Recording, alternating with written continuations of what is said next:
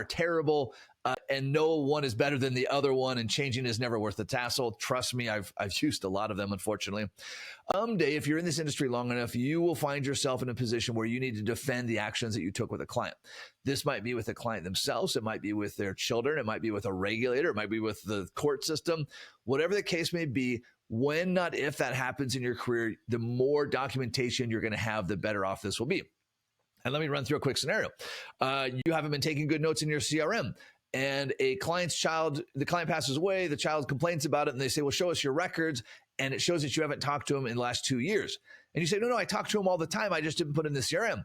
Well, the record says that you didn't talk to him for 2 years. Now you're going to have a problem. So you want to document everything first from a CYA, cover your assets. The second is to help your future self, right? Which is future me is going to have a harder time remembering this conversation unless I record it somehow.